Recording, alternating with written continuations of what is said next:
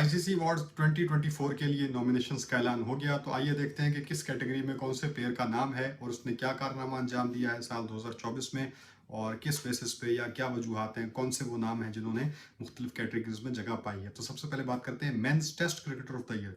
तो इसमें जो पहला नाम आता है वो आता है हैरी ब्रूक का, जिन्होंने साल 2024 में टेस्ट क्रिकेट के अंदर 1100 रन बनाए हैं। तो हैरी ब्रूक इंग्लैंड के बहुत ही शानदार यंग टैलेंट हैं, बहुत ही इंप्रेसिव हैं, बहुत ही खूबसूरत तरीके से उन्होंने बल्लेबाजी करते हैं, टेस्ट हो, वनडे हो, T20 हो।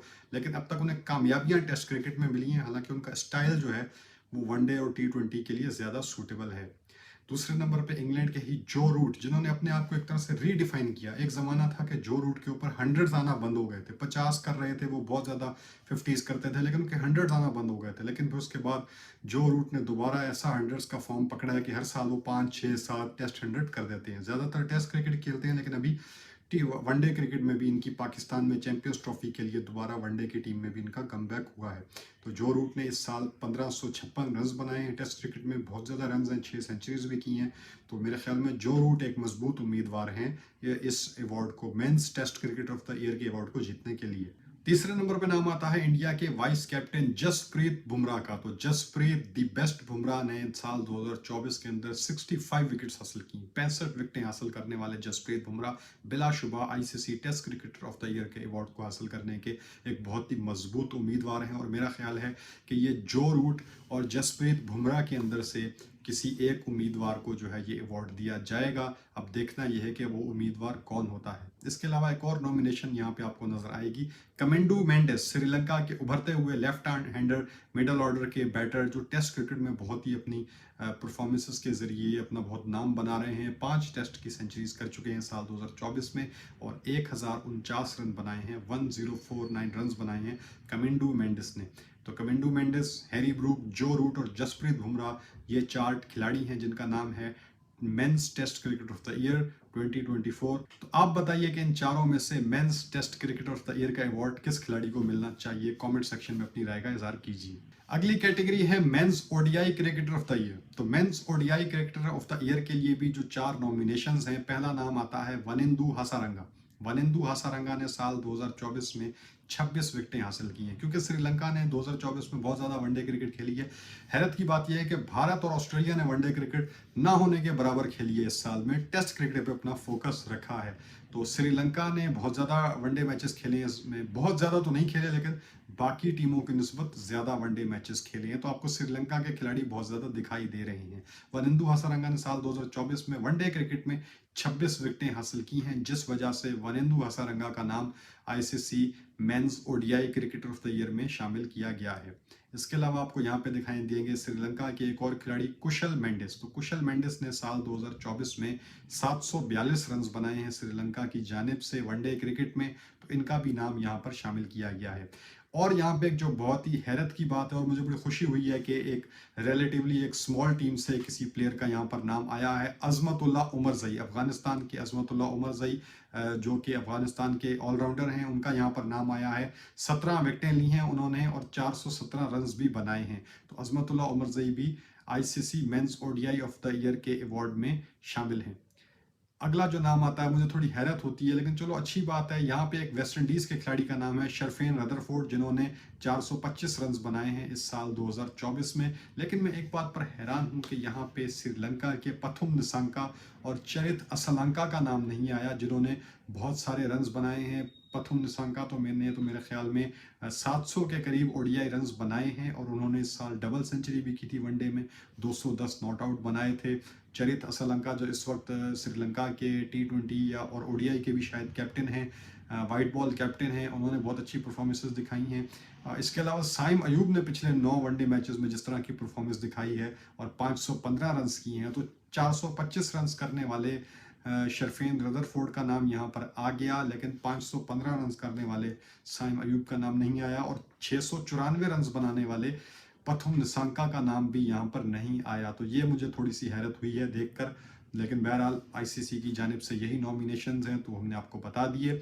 Mains ODI cricketer of the year का अवार्ड अगर किसी खिलाड़ी को मिलना चाहिए तो वो मैं समझता हूँ कि कुशल मेंडिस को मिलना चाहिए, क्योंकि उन्होंने इस साल बहुत अच्छी बैटिंग की। बहरहाल एक नॉमिनी जो कि यहाँ पे शामिल नहीं है, उसका मैं नाम लूँगा नतपथुम निसांका। अगर वो होते तो शायद मैं उनके लिए सपोर्टिव होता, लेकिन बहरहाल अब उनका नाम चूंकि नॉमिनीज में शामिल नहीं है। तो कुशल मेंडिस को मैं समझता हूँ कि ODI cricketer of the year का अवार्ड देना चाहिए। वैसे इस साल ओडीआई क्रिकेट हुई नहीं बहुत ज़्यादा, लेकिन जो भी हुई है उस हिसाब से कुशल मेंडिस को ODI cricketer of the year का अवार्ड मिलना चाहिए। सेकंड अगर कोई बंदा मैं इस लिस्ट में रखना चाहूँ तो अजमतुल्लाह उमरजई को मैं रखना चाहूँगा, क्योंकि बहरहाल उन्होंने जैसे भी परफॉर्मेंस दी है अपनी टीम के लिए, 17 विकेटें हासिल की हैं, 425 रन बनाए हैं, तो मैं समझता हूँ कि उनका नाम यहाँ पे शामिल होना चाहिए।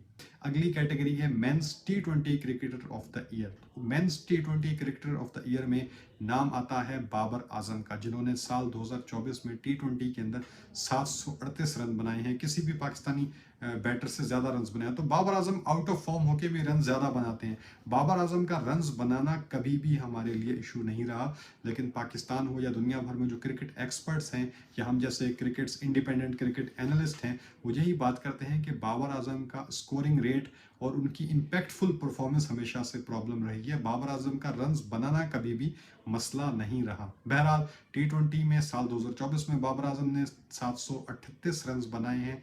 हालांकि इस साल बाबर आजम ने 3 टी20 मैचेस मिस भी किए, वरना ऐसा कभी नहीं हुआ उनके करियर में। जब से उन्होंने टी20 खेलना स्टार्ट किया है वो कभी भी ड्रॉप नहीं हुए, उन्हें कभी भी रेस्ट नहीं दिया गया।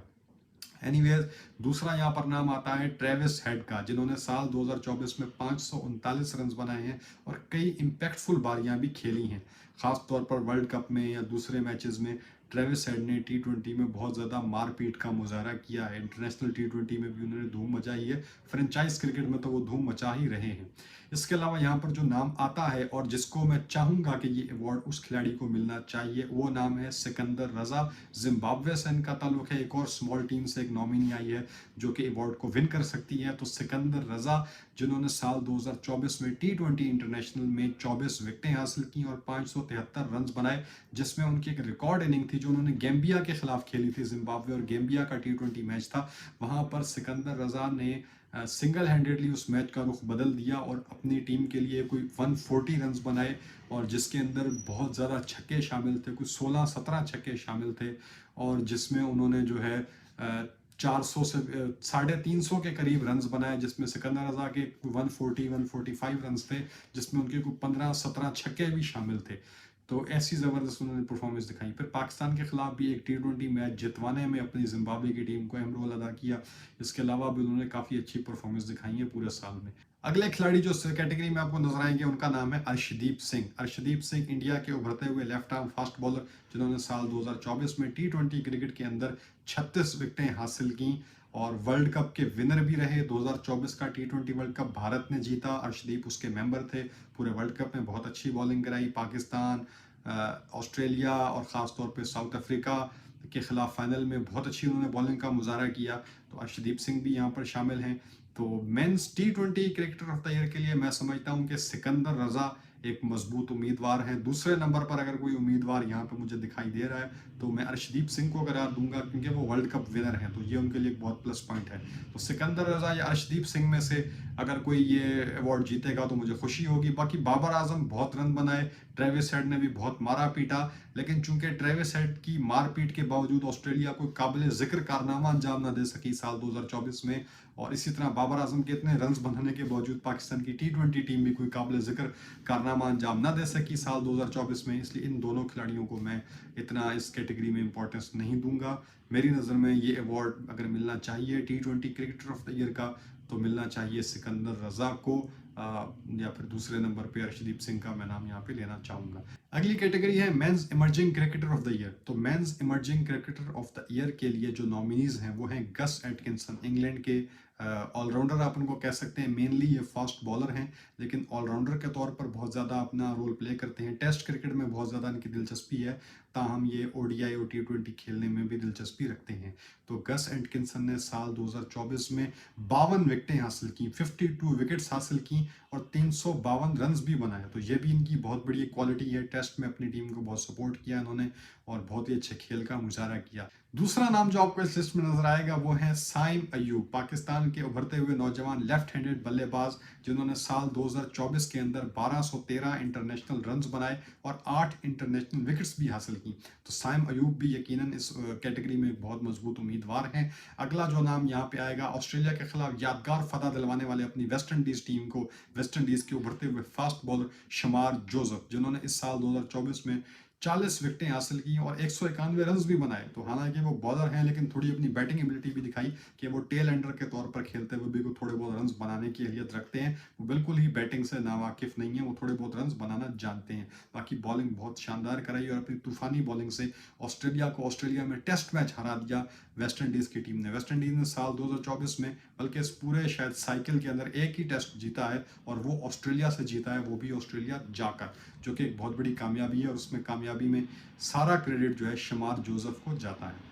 अगली नॉमिनी जो आपको यहाँ पर दिखाई देगी वो है कमिंडू मेंडिस, जिन्होंने साल 2024 के अंदर 5 विकेटें हासिल की, लेकिन इनकी जो मेन परफॉर्मेंस थी कि इन्होंने 1451 रन बनाए अक्रॉस ऑल फॉर्मेट्स। तो कमिंडू मेंडिस को यहाँ पे बहुत ज़्यादा अप्रिशिएट करना चाहिए क्योंकि जिस तरीके से उन्होंने अपने आप को इंटरनेशनल क्रिकेट में लॉन्च किया है और ख़ास तौर पर वो टेस्ट क्रिकेट में बहुत अच्छा कर रहे हैं। तो लग रहा है कि श्रीलंका की टेस्ट क्रिकेट में जो है वो फॉर्म बहाल होती दिखाई दे रही है और श्रीलंका के पास इस मरतबा चांस भी है WTC के फाइनल में क्वालिफाई करने का, अगर वो ऑस्ट्रेलिया को अपने घर पे वाइट वॉश कर दें तो। Men's emerging cricketer of the year 2024 के लिए जो मैं समझता हूं कि जिन 2 खिलाड़ियों को अवार्ड मिलना चाहिए, जो 2 खिलाड़ी स्ट्रॉन्ग कैंडिडेट्स हैं, तो मेरी नज़र में साइम अयूब और कमिंडू मेंडिस। ठीक है, गस एटकिंसन ने बहुत अच्छी परफॉर्मेंस का मुजाहरा किया, शमार जोसेफ ने बहुत अच्छी परफॉर्मेंस का मुजाहरा किया, लेकिन मैं समझता हूं कि overall through out the year या साइम का जिस तरह 6 महीने का फेस बहुत अच्छा रहा है, इस तरह कमिंडू मेंडिस का टेस्ट क्रिकेट का फेस बहुत अच्छा रहा है। तो मैं समझता हूँ कि साइम अयूब या कमिंडू मेंडिस में से किसी एक खिलाड़ी को जो है emerging cricketer of the year का अवार्ड मिलना चाहिए। तो दोस्तों ये तो थी मुख्तलिफ कैटेगरीज जिसके मुख्तलिफ अवार्ड थे। ताम 2-3 बातें मुझे यहाँ पर चुभी हैं। एक तो ये कि पाकिस्तानी खिलाड़ियों को अवार्ड नहीं दिया जाता। सॉरी टू से, मैं कोई बाइस्ड बात नहीं कर रहा, मैं कोई नफरत नहीं फैला रहा, लेकिन ये एक हकीकत है। पाकिस्तान के लिए अवार्ड अभी तक जिन खिलाड़ियों ने जीता है उनमें नाम शामिल है मोहम्मद यूसुफ का, जिन्होंने extraordinary record breaking performance दी थी, तब जाके उन्हें सिर्फ test cricketer of the year का अवार्ड मिला था, क्रिकेटर ऑफ द ईयर का अवार्ड नहीं मिला था। तो बस उसके अलावा और कोई नाम तो मुझे याद नहीं आता। 2010 में उमर अकमल जैसे उभरते हुए टैलेंट को छोड़कर रविंदर बिशू को या देविंदर बिशू को, जो वेस्ट इंडीज के लेग स्पिनर थे, उन्हें अवार्ड दे दिया गया था। हालांकि दोनों खिलाड़ियों की अगर परफॉर्मेंस को कंपेयर किया जाता और उनके इम्पैक्ट को कंपेयर किया जाता तो उमर अकमल बहुत ऊपर लेवल पे थे और देविंदर बिशू बहुत नीचे लेवल पे थे, लेकिन उमर अकमल को नज़रअंदाज करके ये अवार्ड दे दिया गया था देविंदर बिशू को। इस तरह इस दौरान और कई खिलाड़ी आए जिन्हें पाकिस्तान के जिन्हें इग्नोर किया गया, लेकिन चलो अब यहाँ पे एक और ज्यादती की है, वो ये की है कि साइम अयूब का नाम इमर्जिंग टैलेंट में है और किसी कैटेगरी में नहीं है, हालांकि उन्होंने ODI में भी बहुत ज़बरदस्त परफॉर्म किया है। लेकिन कमिंडू मेंडिस का नाम यहाँ पे इमर्जिंग क्रिकेटर्स में भी है और आगे ऊपर चल के क्रिकेटर ऑफ द ईयर्स में भी है, जो कि यकीनन एक बहुत ही गलत बात है कि अगर इमर्जिंग के खिलाड़ी को 2 नॉमिनेशन दी जा सकती हैं, कमिंडू मेंडिस को, तो साइम अयूब को 2 नॉमिनेशंस क्यों नहीं दी गई? ये एक बहुत बड़ा सवाल है। इसके अलावा भी मैं कई यहाँ पे नाम लूंगा। मैं ये नहीं कह रहा कि श्रीलंका खिलाड़ियों को फेवर किया जा रहा है, श्रीलंका खिलाड़ियों से ज्यादती भी की जा रही है। पथुम निसांका बहुत अच्छा खेला, उनका नाम नहीं है। इसके अलावा चरित हसलंका ने बहुत अच्छा खेला, उनका नाम भी नहीं है।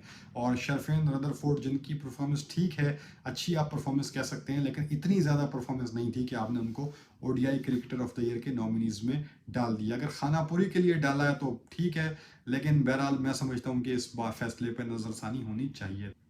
तो दोस्तों ये तो सारी नॉमिनीज थी जो हमने आपके साथ डिस्कस कर ली है। अब आप कमेंट सेक्शन में बताइए कि आप किसे बेहतर समझते हैं, किसे मौजू समझते हैं, किसे मुनासिब समझते हैं किस कैटेगरी के अवार्ड के लिए। तो प्लीज़ कमेंट सेक्शन में लाजमी बताइएगा। इसके अलावा हमारी इस वीडियो को शेयर कीजिएगा, हमारे चैनल को सब्सक्राइब कीजिए और हमें यूँ ही सपोर्ट करते रहिए। Thank you so much. खुदा हाफिज़।